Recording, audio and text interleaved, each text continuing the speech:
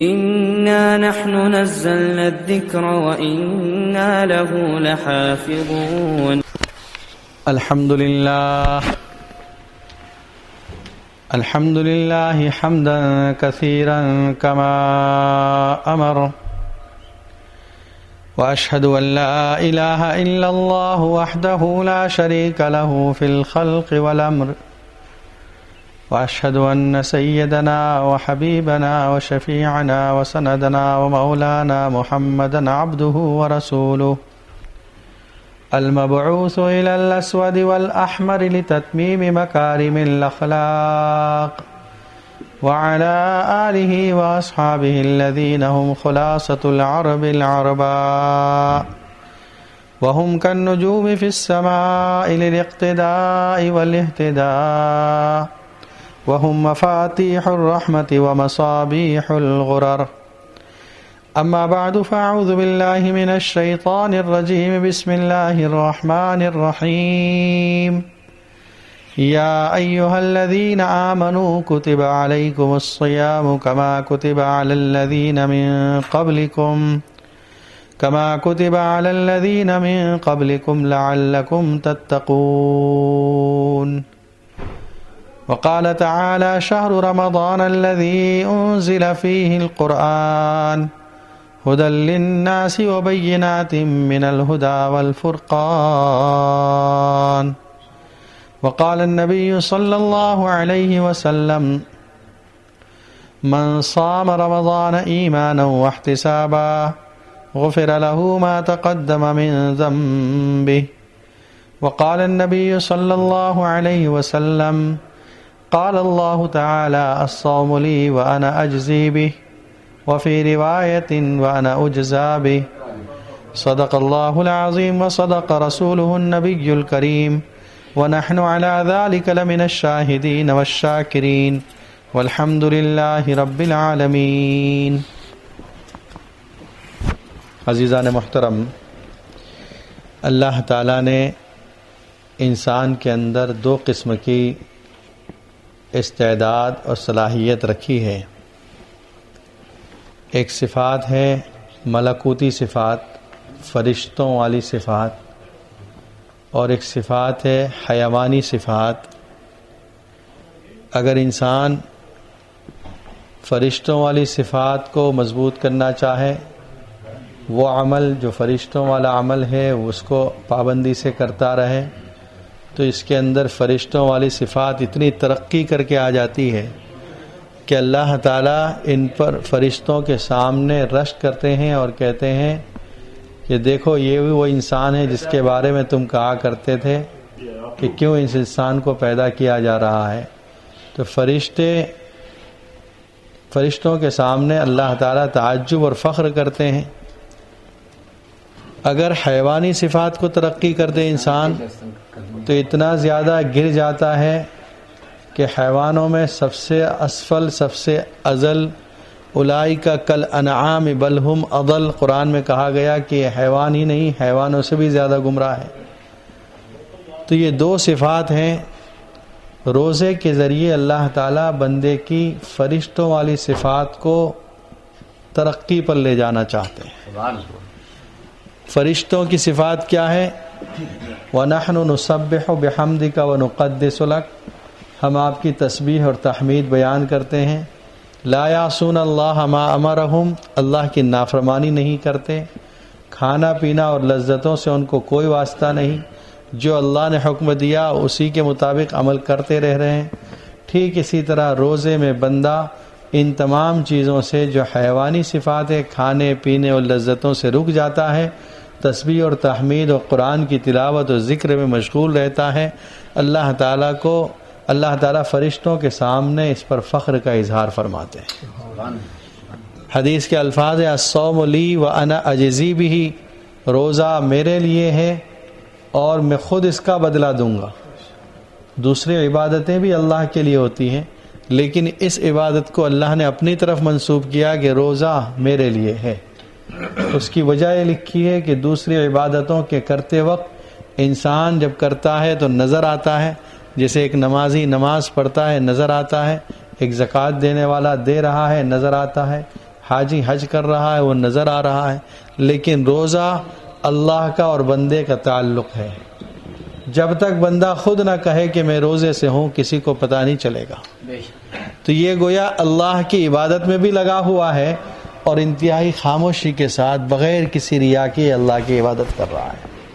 اس لیے فرمایا الصوم لی، کہ روزہ میرے لیے ہے، کہ دوسری عبادتوں میں ریا کا شائبہ ہو سکتا ہے، شبہ ہو سکتا ہے، اس عبادت میں کوئی ریاکاری نہیں، اس وجہ سے روزہ میرے لیے ہے۔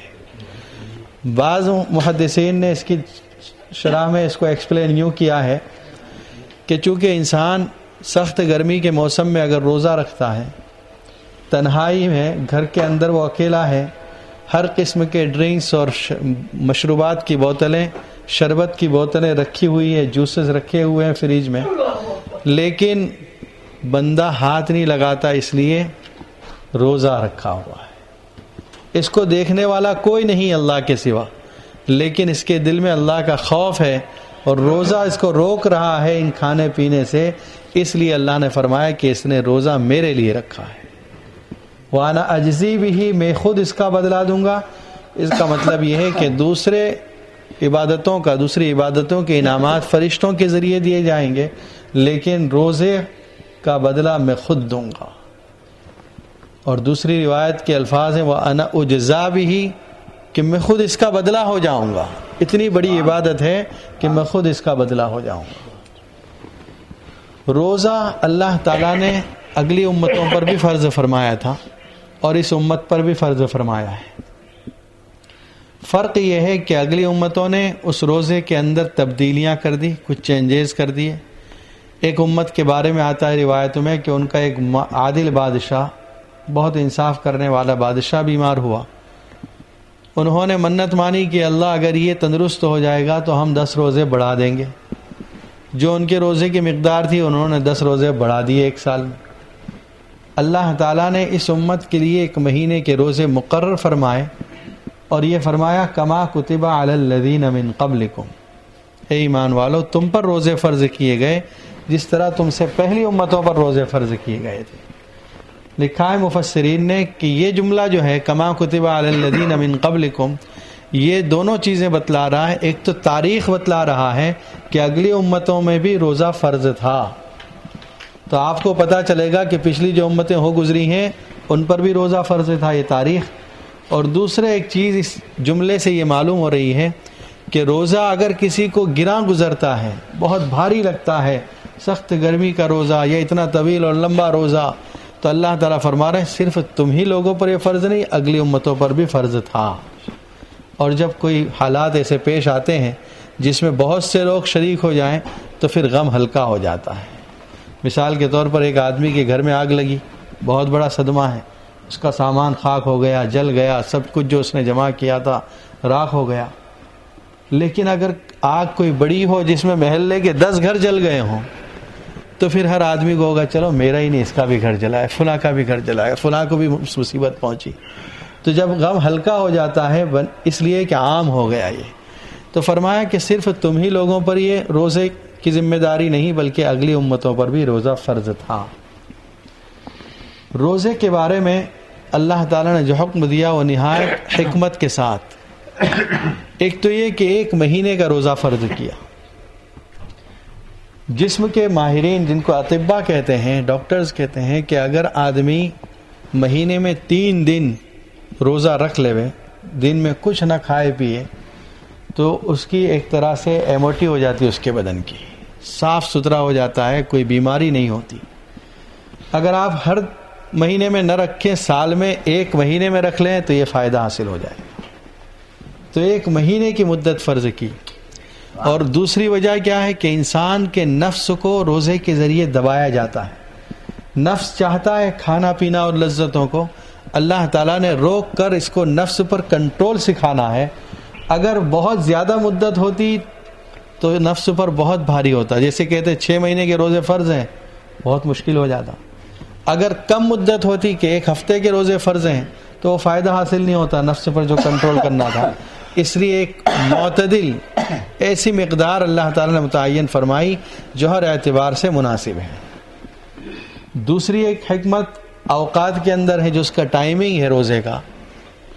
یہ بھی ہو سکتا تھا کہ روزہ یوں کر دیتے کہ بھئی غروب آفتاب سے لے کر سورج نکلنے تک یا صبح صادق تک، لیکن اس سے وہ مقصد حاصل نہیں ہوتا. آدمی رات کو تو کچھ کھاتا ہی نہیں ہے.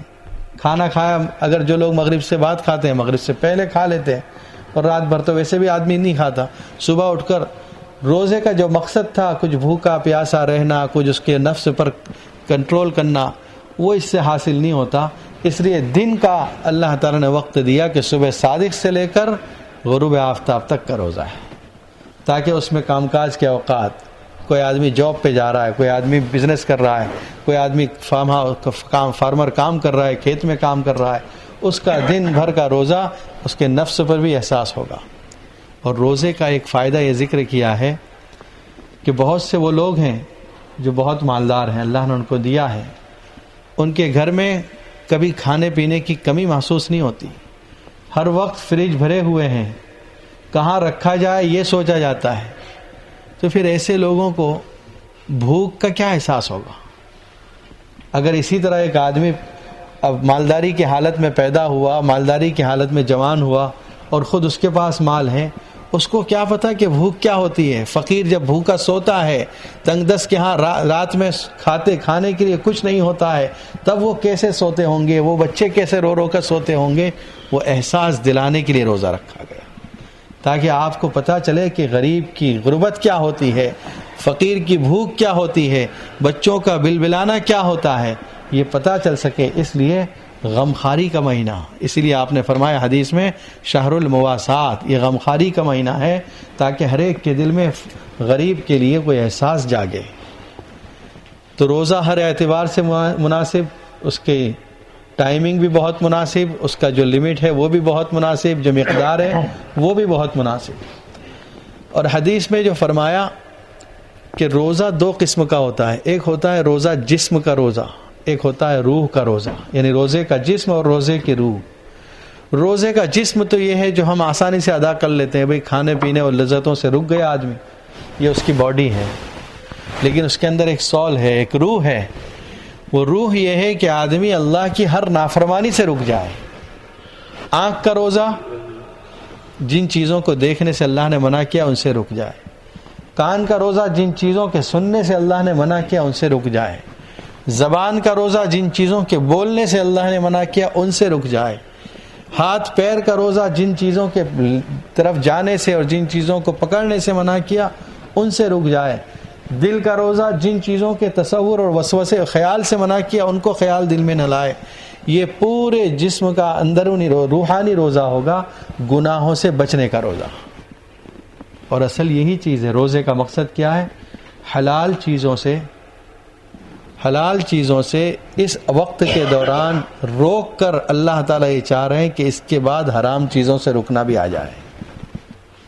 حلال چیزوں سے آدمی رک رہا ہے، کھانا پینا نہیں کھا رہا ہے، حلال ہے لیکن نہیں کھا رہا ہے، کیوں؟ روزے کی وجہ سے. بھئی روزہ جب گزر جائے تو حرام چیزوں سے بھی اسی طرح پرہیز کرو، جس طرح ہم حلال چیزوں سے ان موقع پر پرہیز کر لیتے ہیں، رک جاتے ہیں. تو روزہ یہ ہے. قرآن مجید میں جو الفاظ استعمال کیے، یا ایھا الذین آمنوا کتب علیکم الصیام، اس سے بھی مفسرین نے لکھا ہے علیکم، اس کا مطلب تمہارے پورے جسم پر روزہ، تمہاری آنکھ پر بھی روزہ، کان پر بھی روزہ، جسم پر بھی روزہ، زبان پر بھی روزہ. اور حدیث میں یہ بھی آیا ہے من لم یدع قول الزور، جو شخص روزہ رکھے اور جھوٹ بات کو نہ چھوڑے، اللہ کو اس کے بھوکے پیاسے رہنے کی کوئی ضرورت نہیں. یعنی روزہ تو رکھ لیا لیکن زبان کے گناہ جاری ہیں، تو اس آدمی کو کچھ حاصل نہیں ہوگا، صرف بھوکا پیاسا رہنے کی تکلیف حاصل ہوگی. حدیث میں نبی اکرم صلی اللہ علیہ وسلم فرماتے ہیں الصوم جنۃ ما لم یخرقھا، روزہ گناہوں سے بچنے کے لیے ایک ڈھال ہے جب تک آدمی اس کو پھاڑ نہ ڈالے. صحابہ کرام نے سوال کیا بما یخرقھا یا رسول اللہ صلی اللہ علیہ وسلم، آپ نے فرمایا بالذنوب. سوال کیا تھا؟ کن چیزوں سے پھٹ جاتا ہے، کن چیزوں سے یہ ڈھال ٹوٹ جائے گی؟ آپ نے فرمایا گناہوں کی وجہ سے یہ ڈھال جو دشمن کے دفاع کے لیے ہے اور اس سے ڈیفینس کر رہی ہے شیطان سے، یہ ڈھال ٹوٹ جائے گی، پھر اس کا حملہ آپ پر آ جائے گا. حدیث میں رمضان کی ایک فضیلت یہ بھی ذکر فرمائی کہ رمضان مبارک کے اندر اللہ تعالیٰ سرکش شیاطین کو قید کر دیتے ہیں۔ دیکھو شیاطین کا کام کیا ہے؟ بہکانا، گناہوں پر لانا، اللہ کی نافرمانی کروانا۔ اس پورے رمضان کے مہینے میں سرکش شیاطین کو قید کر دیا جاتا ہے۔ سوال یہ پیدا ہوتا ہے پھر رمضان میں گناہ ہوتے کیوں ہیں؟ باوجود یہ کہ کم ہوتے ہیں لیکن ہوتے ضرور ہیں۔ اس کا جواب کئی طریقے سے دیا ہے۔ ایک یہ کہ لفظ سرکش شیاطین موجود ہیں، اس کا مطلب جو لیڈرز ہیں، بڑے بڑے ہیں، ان کو قید کر دیا جاتا ہے۔ چھوٹے چھوٹے گھومتے رہتے ہیں، وہ اپنا کام کرتے رہتے ہیں۔ دوسرا جواب یہ ہے کہ یہ جو انسان کے اندر نفس امارہ ہے، یہ جو 11 مہینے شیطان ساتھ لگا ہوا رہا، تو پھر اگر کچھ دن غیر حاضر بھی ہوتا ہے شیطان تو کچھ فرق نہیں پڑتا، وہ اندر سے بہکاتا رہتا ہے۔ جو نفس امارہ ہے وہی بہکاتا رہتا ہے۔ ویسے بھی آپ دیکھیں لیکن رمضان کے اندر روزے رکھ کر آدمی بہت سے گناہوں سے بچ جاتا ہے۔ بہت سے وہ لوگ جن کو لت پڑی ہوئی ہوتی ہے اسموکنگ کی یا کوئی اور قسم کا، لیکن روزہ رکھ لیا، ان کو تصور بھی نہیں آتا، احساس بھی نہیں ہوتا۔ بہت سے اسموکرز ایسے ہیں جو بغیر اسموکنگ کے جی نہیں سکتے، ہر وقت ان کے منہ میں ہوتی ہے، لیکن جب روزہ رکھ لیتے ہیں اللہ صبر دے دیتا ہے، رک جاتے ہیں وہ۔ ہاں جب افطار کر لیا فوراً یاد آتی ہے پھر کہ جلدی جا کر پہلے جلدی سے جلائیں اور پہلے اسموکنگ کریں۔ تو یہ اللہ تعالیٰ کی طرف سے روزے کے اندر کوئی خاص رحمت ہے۔ حدیث میں رمضان کی ایک فضیلت یہ ذکر فرمائی کہ رمضان کے اندر اللہ تعالیٰ کی طرف سے خصوصی رعایت ہے، ڈسکاؤنٹ ہے۔ جس طرح آفر ہوتی ہے تو ہم ایک دوسرے کو بتاتے ہیں وہاں buy one get one free لگا ہے، فون کر کر کے کہتے ہیں وہاں بہت چیپ لگا ہے سامان۔ رمضان میں کیا ڈسکاؤنٹ ہے؟ فرمایا حدیث میں کہ ایک فرض ادا کرنے کا ثواب 70 فرض 70 ٹائمز بڑھ جاتا ہے، اور ایک نفل ادا کرنے کا ثواب فرض کے برابر ہے۔ ایک نماز، آپ نفل نماز 2 رکعت پڑھ رہے ہیں، اگر آپ نے نفل نماز پڑھی اللہ تعالیٰ نے فرض کے برابر ثواب دیا، اور ایک فریضہ ادا کیا 70 فرض کے برابر اجر و ثواب مل گیا۔ ایک اور حدیث میں فضیلت آئی ہے رمضان کی، فرمایا جس نے رمضان کے مہینے کا روزہ رکھا اور رات میں عبادت کی، قیام کیا تراویح میں، اللہ تعالیٰ اس کے پچھلے تمام گناہوں کو معاف فرما دیتے ہیں۔ 2 شرط ہے، ایمان کے ساتھ احتساب۔ احتساب کا مطلب ثواب کا یقین ہے اس کو، تو اللہ کی ذات پر یقین ہو اور ہم جو عبادتیں کر رہے ہیں اس سے ثواب کے ملنے کا یقین ہو، اللہ تعالیٰ اس کو تمام گناہوں کو معاف فرما دیتے ہیں۔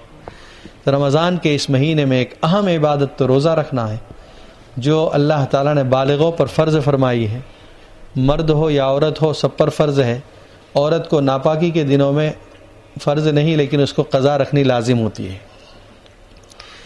یہ دیکھیے نماز لازم نہیں ہے عورت کو ان دنوں کی جس میں وہ ناپاک ہوتی ہے، نماز لازم نہیں ہے لیکن روزہ لازم ہے۔ اس میں بھی اللہ کی حکمت ہے، اس لیے کہ جو اس کا میکزیمم پیریڈ ہے وہ 10 دن ہوتا ہے۔ اگر 10 دن کی نمازیں شمار کریں آپ، 5 نمازیں اور وتر کی نماز 6 نمازیں ہو جاتی ہے تو 60 نمازیں ہو جائے گی۔ 60 نمازیں پھر باقی 20 دنوں میں اس کے لیے ادا کرنا مشکل ہے۔ اور رمضان کے مہینے میں کیا ہوگا؟ 10 روزے اس کے زیادہ سے زیادہ چھوٹیں گے، باقی 11 مہینوں میں 10 روزے ادا کرنے ہیں، بہت آسان ہے۔ اس لیے اللہ تعالیٰ نے روزے کی فرضیت باقی رکھی کہ اس کو قضا کرنے پڑیں گے لیکن نماز معاف ہو جاتی ہے۔ مسافر کے لیے اجازت ہے کہ روزہ نہ رکھے اگر سفر میں ہے تو، لیکن اگر اس کو یقین ہے کہ تکلیف نہیں ہوگی سفر میں تو روزہ رکھنا افضل ہے، اس لیے کہ حدیث میں آتا ہے جس نے بغیر عذر کے رمضان کا روزہ چھوڑ دیا، اتنا قیمتی روزہ ہے کہ رمضان کے بعد وہ عمر بھر بھی اس روزے کی قضا کرتا رہے تو رمضان کی برکتیں حاصل نہیں ہوگی۔ اس وجہ سے چھوٹے موٹے عذر کی وجہ سے رمضان کا مبارک روزہ نہ چھوڑیں، بہت قیمتی روزہ ہوتا ہے۔ جو لوگ ڈائبٹک ہیں یا کسی اور بیماری کی وجہ سے روزہ نہیں رکھ سکتے، اس میں 2 طریقے ہیں، 2 مسئلے ہیں۔ ایک تو یہ کہ بندہ اس سمر کے روزے کا متحمل نہیں ہے کہ اتنا طویل روزہ ہے اس لیے نہیں رکھ سکتا، تو اس کا مسئلہ یہ ہوگا کہ بعد میں اس کے روزے کی قضا رکھنی لازم ہے۔ یعنی ابھی یہ جب مہینے گزر جائیں گے 2-3 مہینے کے بعد، جب چھوٹے روزے ہو جائیں گے ونٹر کے روزے، اس وقت روزے رکھنا چاہیے اس کو۔ ابھی نہ رکھے، بیماری کی وجہ سے نہیں رکھ سکتا، لیکن جب سردیوں میں 9 گھنٹے 10 گھنٹے کا روزہ ہوتا ہے جب رکھ لے۔ لیکن اگر کوئی ایسی بیماری ہے کہ نہ ابھی رکھ سکتا ہے نہ بعد میں رکھ سکتا ہے، یا اتنا بوڑھا آدمی ہے کہ عمر ہو گئی، اتنی کمزوری آ گئی کہ اب روزہ نہیں رکھ سکتا، نہ ابھی رکھ سکتا ہے نہ بعد میں، تو پھر اس کے لیے گنجائش ہے فدیہ دے دینے کی۔ فدیہ کیا ہوتا ہے؟ ایک روزے کا فدیہ ایک فطرانے کے برابر ہوتا ہے۔ صدقۃ الفطر جو ہوتا ہے، ہم عید سے پہلے جو ادا کرتے ہیں 2.25 کلو گیہوں یا اس کی قیمت تو تقریباً 2 پاؤنڈ ہوتے ہیں، تو وہ اس اعتبار سے 60 پاؤنڈ ادا کیے جائیں۔ لیکن اگر اللہ نے مال دیا ہے تو کھجور کا صدقہ فطر ادا کریں۔ یہ اس موقع پر بھی، فدیے کے موقع پر بھی اور عید کے موقع پر بھی میں کہتا ہوں کہ جو لوگ مالدار ہیں، جن کو اللہ نے مال دیا ہے، وہ کھجور کا صدقہ فطر ادا کریں۔ کھجور کا صدقہ فطر کیا ہوتا ہے؟ ہم جو یہ 2.25 کلو گیہوں دیتے ہیں، اس کا ڈبل یعنی 3.5 کلو کھجور۔ 3.5 کلو کھجور تقریباً 10 پاؤنڈ یا 9 پاؤنڈ میں آئے گی آج کل کے اعتبار سے، تو تقریباً 10 پاؤنڈ ہر آدمی اپنی طرف سے صدقۃ الفطر ادا کرے۔ یہ بہتر ہے، اللہ نے مال دیا ہے، مالی اعتبار سے وسعت ہے۔ تو فطرہ جو ایک فطرہ ہوتا ہے وہ ایک روزے کا فدیہ ہوتا ہے۔ جو مالدار ہے وہ 10 پاؤنڈ فطرانے کے ادا کرے گا تو 300 پاؤنڈ ادا کرے اس میں فدیے میں۔ دوسرا ایک ہوتا ہے کفارہ، وہ تھوڑا مختلف ہے، یہ یاد رکھیں، تھوڑا اس میں مسئلے میں فرق ہے۔ کفارہ کیا ہے؟ ایک آدمی نے روزہ رکھا تھا، رمضان کے اندر روزہ رکھا تھا، اور اس روزے کو جان بوجھ کر توڑ دیا، چاہے تو جان بوجھ کر کھا پی لیا یا بیوی سے قریب ہو گیا جان بوجھ کر یاد ہوتے ہوئے کہ روزہ ہے، تو اب اس کو کفارہ دینا ہوگا۔ اور کفارہ یہ ہے کہ 60 دن مسلسل روزے رکھے، 60 روزے، اور ایک روزے کی قضا جو ٹوٹا ہے، 61 روزے کنٹینیولی۔ اگر 50 روزے کے بعد بھی ایک روزہ چھوٹ جائے گا تو پھر سے 60 شروع کرنے پڑیں گے، تو 60 روزے رکھنا لازم ہے کفارے کے۔ اور اگر وہ کفارہ ادا نہیں کر سکتا کسی وجہ سے، تو پھر وہ کفارے میں 60 مسکینوں کو کھانا کھلانا ہے۔ اب اس میں یہ ہوگا کہ ایک آدمی پیٹ بھر کر جو کھانا کھا سکتا ہے، وہ کھانے کی مقدار یا اس کے پیسے 60 ملٹیپل کر دے، جیسے اگر آدمی ایک نارملی کھائے گا تو 8-10 پاؤنڈ میں ہوگا، تو وہ 10 پاؤنڈ بھی شمار کرے تو 600 پاؤنڈ اس کو کفارے میں دینا پڑے گا۔ تو فدیے کا مسئلہ الگ ہے اور کفارے کا مسئلہ الگ ہے۔ رمضان کے اندر ایک اور عبادت جو ہم کرتے ہیں تراویح کی عبادت ہے۔ نبی اکرم صلی اللہ علیہ وسلم نے 3 دن جماعت کے ساتھ صحابہ کرام کو تراویح پڑھائی، اور اس کے بعد اس اندیشے سے، اس خوف سے کہ کہیں امت پر فرض نہ ہو جائے، آپ نے الگ پڑھی، یعنی انفرادی طور پر صحابہ نے پڑھی، جماعت کے ساتھ آپ نے نہیں پڑھائی۔ حضرت عمر رضی اللہ تعالیٰ عنہ کے دور میں حضرت عمر رضی اللہ تعالیٰ عنہ نے دیکھا کہ لوگ الگ الگ تراویح پڑھ رہے ہیں، تو ابی ابن کعب رضی اللہ تعالیٰ عنہ، یہ بہت اچھا پڑھنے والے صحابی ہیں، فرمایا کہ آپ امامت کراؤ، 20 رکعت آپ پڑھاؤ، اور سب کو کہا کہ آپ سب جمع ہو جاؤ ایک ہی امام کے پیچھے۔ حضرت عمر رضی اللہ تعالیٰ عنہ کے اس عمل پر تمام صحابہ نے اتفاق کیا، اور ہمارے یہاں صحابہ کا اتفاق بھی ایک دلیل ہوتا ہے، اور حدیث میں جو حکم ہے علیکم بسنتی و سنت الخلفاء الراشدین، کہ تم پر لازم ہے میرا طریقہ اور میرے خلفاء راشدین کا طریقہ۔ تو حضرت عمر رضی اللہ تعالیٰ نے جو کیا وہی کیا جو آپ صلی اللہ علیہ وسلم کا منشا رہا ہے۔ کچھ لوگوں نے 8 رکعت تراویح شروع کر دی۔ یاد رکھیں نبی اکرم صلی اللہ علیہ وسلم کے زمانے سے لے کر آج تک 1433 سال 1433 ایئرس ہو چکے ہیں۔ حرمین میں، مکہ میں، کعبے میں اور مدینہ میں مسجد نبوی میں 20 رکعت تراویح پڑھی گئی ہے، اس کا ریکارڈ ہے پورا۔ اور پھر دوسری بات، جو لوگ یہ کہتے ہیں کہ حضرت عمر رضی اللہ تعالیٰ نے یہ طریقہ شروع کیا، حضرت عمر کون ہیں، ان کا مقام کیا ہے وہ دیکھیں۔ حدیث میں آتا ہے لو کان بعدی نبیا لکان عمر، میرے بعد اگر کوئی نبی ہوتا تو عمر ہوتے۔ نبی اکرم صلی اللہ علیہ وسلم موجود ہیں، بدر کے قیدیوں کے بارے میں مشورہ کر رہے ہیں صحابہ کرام سے۔ حضرت ابوبکر صدیق کو پوچھا کیا رائے ہے، کہا کہ اپنے سب رشتہ دار ہیں ہمارے جو مہاجرین ہیں، مال لے کر چھوڑ دو۔ حضرت عمر رضی اللہ تعالیٰ عنہ کی رائے یہ رہی ایک ایک کو قتل کر دو، سب کو قتل کر دو۔ نبی اکرم صلی اللہ علیہ وسلم شفیق اور مہربان تھے، حضرت ابوبکر کی رائے پر عمل کیا۔ بعد میں آیتیں نازل ہوئی جس میں اللہ تعالیٰ نے یہ فرمایا کہ شان تو یہ تھی کہ ان سب کو قتل کر دیا جاتا، یعنی جیسی حضرت عمر کی رائے تھی۔ اسی طرح مقام ابراہیم کے پیچھے 2 رکعت نماز، حضرت عمر رضی اللہ تعالیٰ عنہ نے عرض کیا یا رسول اللہ صلی اللہ علیہ وسلم کیا ہی اچھا ہو طواف کے بعد ہم 2 رکعت یہاں پڑھ لیا کریں جو ہمارے جد امجد حضرت ابراہیم علیہ السلام کی یادگار ہے۔ اللہ تعالیٰ نے آیت نازل فرمائی کہ واتخذوا من مقام ابراہیم مصلی، 2 رکعت نماز مقام ابراہیم کے پیچھے پڑھ لیا کرو۔ 20 ایسے مقامات 20 ایسے مقامات ہیں جس میں حضرت عمر رضی اللہ تعالیٰ عنہ کی رائے اور قرآن ایک ہو گیا ہے. حضرت عمر رضی اللہ تعالیٰ عنہ یہ صحابی ہیں. اور پھر دوسرے وہ صحابہ کرام جنہوں نے آپ صلی اللہ علیہ وسلم کے ساتھ غزوات میں حصہ لیا، جہاد میں شرکت کی، جو آپ صلی اللہ علیہ وسلم کی سنت کے خلاف ایک لفظ گوارا نہیں کر سکتے. کیا وہ صحابہ اگر حضرت عمر اپنی طرف سے 20 شروع کرتے تو وہ خاموش رہ سکتے تھے؟ وہ روایت جو پیش کی جاتی ہے 8 رکعات کے بارے میں، حضرت عائشہ رضی اللہ تعالیٰ عنہ کی روایت فرماتی ہیں، حضرت عائشہ رضی اللہ تعالیٰ عنہ سے پوچھا گیا کہ آپ صلی اللہ علیہ وسلم کی رات کی نماز کیا تھی؟ تو انہوں نے فرمایا کہ آپ صلی اللہ علیہ وسلم کی رات کی نماز 11 رکعات تھی. فی رمضان و فی غیرہ، یہ لفظ اسی حدیث میں موجود ہے جس سے دلیل پکڑتے ہیں کہ رمضان میں بھی اور رمضان کے علاوہ بھی. اس کا مطلب 11 رکعت آپ کا سال بھر معمول تھا، 8 رکعت تہجد اور 3 رکعت وتر، یہ ملا کر 11 رکعت ہوتی ہے. تو یہ تو تہجد کی روایت ہے، تراویح کی روایت نہیں ہے. تراویح تو وہ ہے جو حضرت عمر رضی اللہ تعالیٰ عنہ نے جو اس کی روایت بیان کی اور اس میں تمام صحابہ کا اتفاق رہا ہے.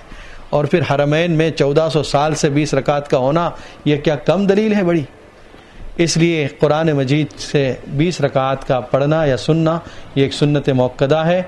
2 سنتیں الگ الگ ہیں، 20 رکعت کا پڑھنا الگ سنت ہے اور پورا قرآن کا سننا یہ الگ سنت ہے. جو لوگ 10 دنوں میں اگر قرآن سن لیں تو اس کا یہ مطلب نہیں کہ تراویح معاف ہو گئی، باقی دنوں میں تراویح باقی رہے گی. یہ ہے کہ اس نے قرآن سننے کی سنت ادا کر لی. اس لیے اہتمام کے ساتھ رمضان مبارک میں کوشش کریں روزہ بغیر کسی عذر کے نہ چھوٹے، اور جو بیمار ہیں وہ کوشش کریں بعد میں قضا کر لیں. رمضان کے اندر قرآن کی تلاوت کا زیادہ روٹین رکھیں، اور اسی طرح اللہ تعالیٰ نے جن لوگوں کو مال دیا ہے وہ زکوٰۃ ادا کریں. اور انشاءاللہ پھر بیان کریں گے اعتکاف کے مسائل. تراویح کے اندر حاضری ہو، ساتھ ہی ساتھ اس بات کا خیال رکھیں تراویح میں جب امام اللہ اکبر کہتا ہے اسی وقت سے آپ حاضر ہو. یہ نہیں کہ پیچھے بیٹھے ہیں جب امام صاحب رکوع میں جائیں گے تب شامل ہو جائیں گے. یہ قرآن کی توہین ہے. امام قرآن پڑھ رہا ہے اور آپ بیٹھ کے باتیں کر رہے ہیں، گپ شپ کر رہے ہیں، کسی طرح بھی مناسب نہیں. اس لیے امام کے ساتھ اللہ اکبر کہیں، تکبیر تحریمہ کا ثواب ملے گا، پورا قرآن سننے کا ثواب ملے گا. حق تعالی شان ہمیں رمضان کی قدر دانی نصیب فرمائے اور ہر شر سے ہم سب کی حفاظت فرمائے.